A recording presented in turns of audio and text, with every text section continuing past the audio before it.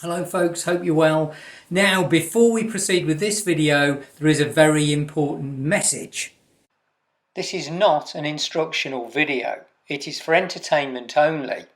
The methods shown in this video may not apply to your car.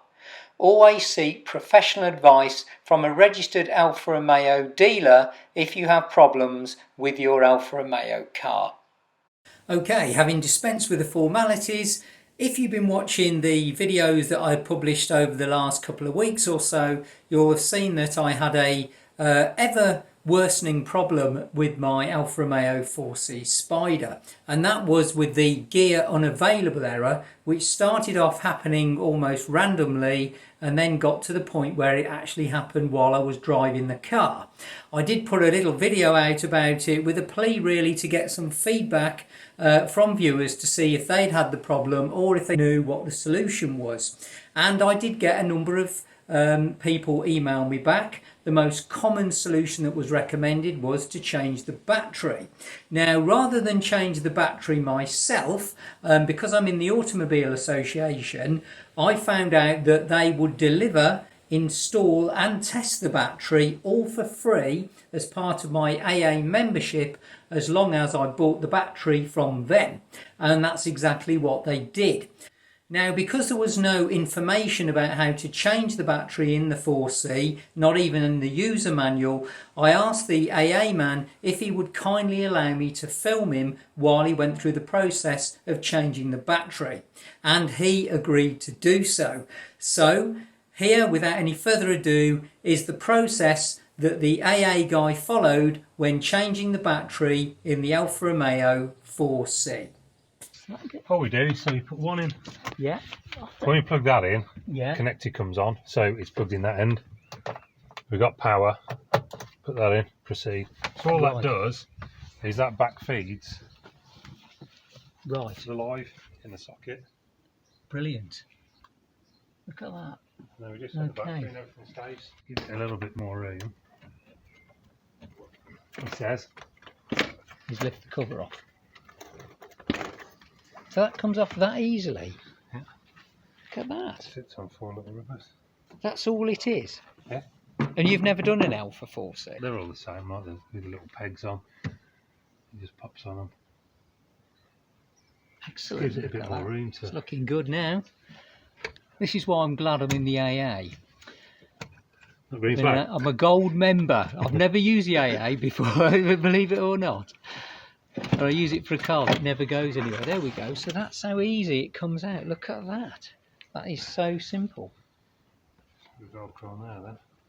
So that's the straps that hold the battery in place. That's the battery, and it's this Mopar one. Now, it's interesting, this, because that Mopar, when you try and look it up on Mopar's website, there's no information about it. Loads of people have said that.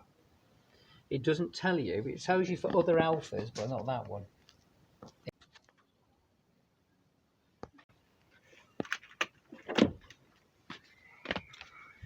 That's an 027. So that's an 027. There you go. So that detects the size. So this is an S4 027. Okay, Bosch.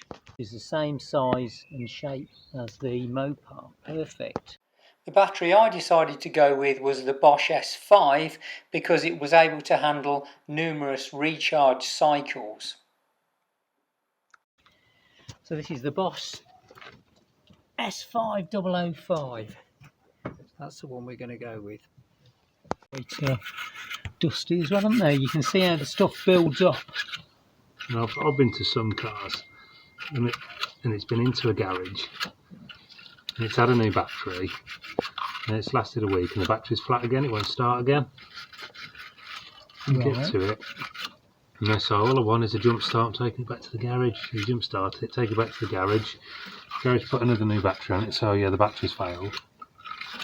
Because it will fail a test. Yeah. And then you go to it a week later and the battery is no good again.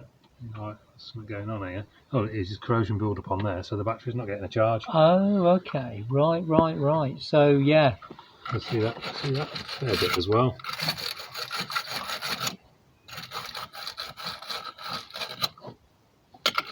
Yeah.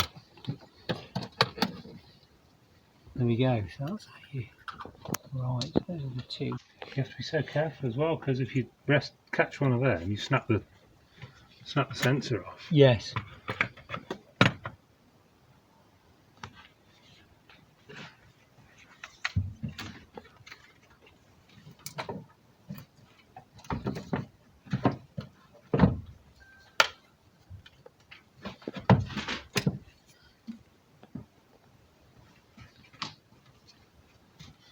Put his little jacket on. Yeah.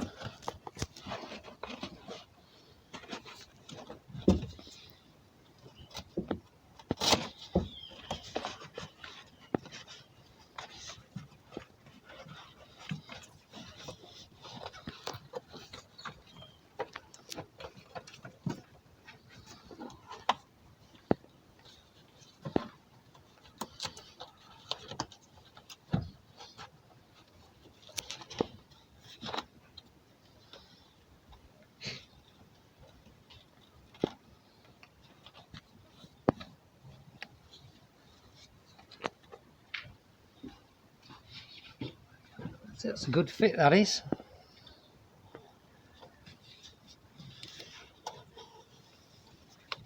So that's the strap that holds it down. It's the clamp as well, yeah. So it's the clamp on the bottom, it holds it on the foot. Okay.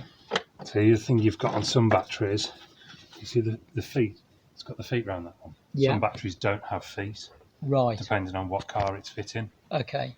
So you just have to be careful. Like you say, the other thing is it's got the actual feet round the bottom, so it clamps down. Oh, that's good then, yeah.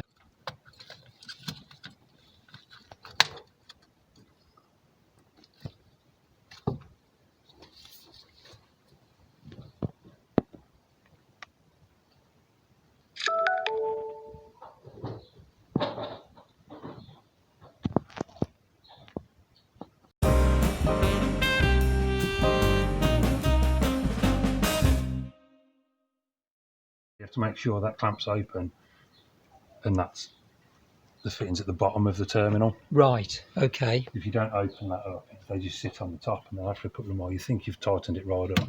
The clamp's tight, but it's loose on the pole. Right. A couple of more, then it comes off, or it comes loose.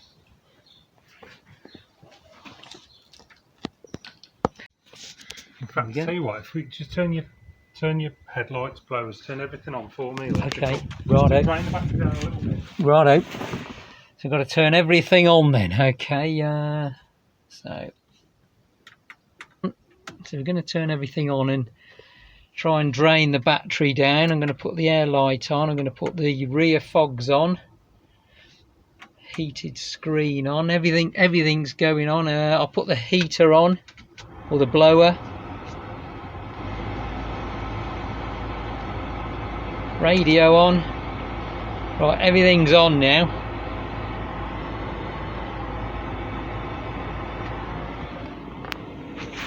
Oh, what's it doing?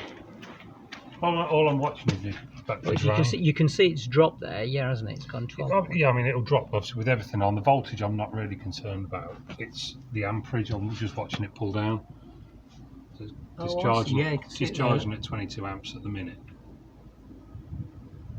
So that shows the discharge rate, yeah. And all we'll do is So what do you think is a discharge rate that? Well, all I want to do is I want to drain it down a bit, take a bit of charge off the battery. What I want to make sure is when you start it, the alternator's capable of running all that and charging the battery. Right.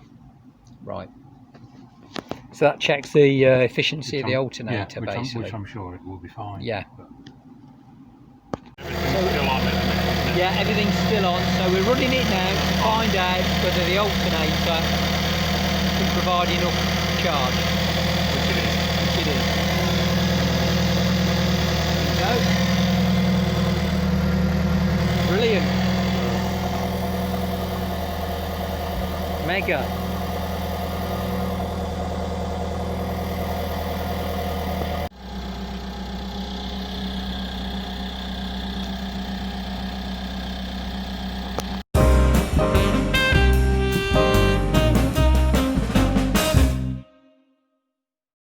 hope you found that video useful and informative. There are a couple of videos coming out very soon from me on the 4C. The car's got to go in literally a few days for its MOT, where I'm hoping, fingers crossed, it's going to pass, and also to see whether or not that battery change has held out and solved the problem on a long-term basis. So stay safe and thanks for watching.